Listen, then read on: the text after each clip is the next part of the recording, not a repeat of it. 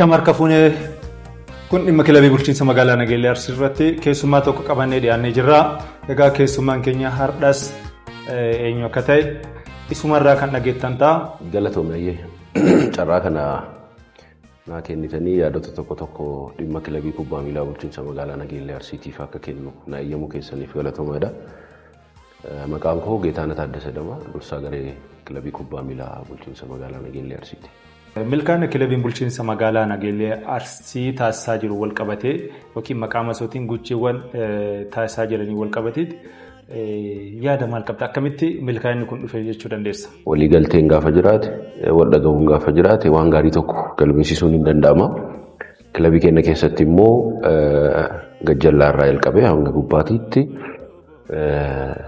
waliigaluun, wal dhageeffachuun, walii abboomuun waan jiruuf milkaa'ina amma arganne kan argachuun kan danda'ame tokkummaa keenyaan.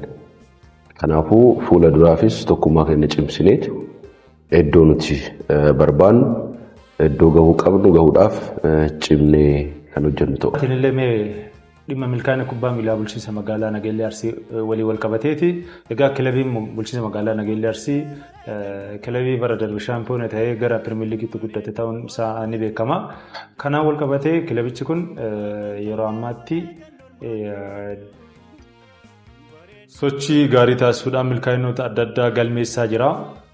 Kanaan wal qabatee taphattoota haarawaa biyya alaarraallee gara kilabii kanatti makamuu danda'amee jira. Biyya keessaayis akkasuma taphattoota gomsaa fi muuxannoo qaban kilabii kanatti makuun danda'amee jira.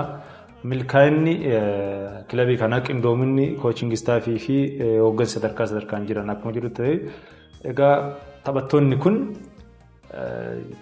hanga isaan irraa barbaadaman kilabichaaf gumaacha taasisaa jiran jettee yaadda? Sirriidha, gumaacha taasisanii jiru. Kana jechuun tokkoffaa Piriimiyer Liigii keessatti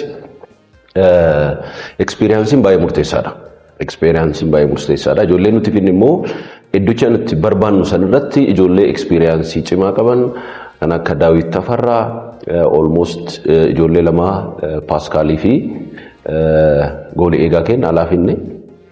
Jarri kun immoo ijoollee ciccimtuu iddicha barbaadamu sanirratti ijoollee Super Liigiidhaa ol guddifne kanaaf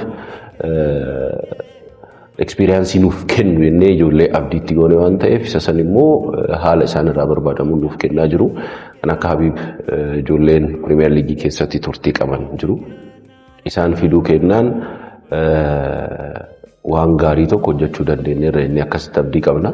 Kana jechuun maalinni almost kilabiin kubbaa miilaa bulchiinsa magaalaa Nageellee Arsii kilabii isaa hin diigne isa jalqaba Super Liigii irraa qabatee ol ba'e kana osoo hin diigin ijoollee muraasatti dabaluudhaan coaching staff illee osoo hin diigin nama muraasa itti dabaluudhaan kilabii cimaa banamiinsa isaa cufee Piriimiyer Liigii irratti dorgomaa cimaa ta'uu akka danda'amuuf irratti karoorfatamee hojjetame.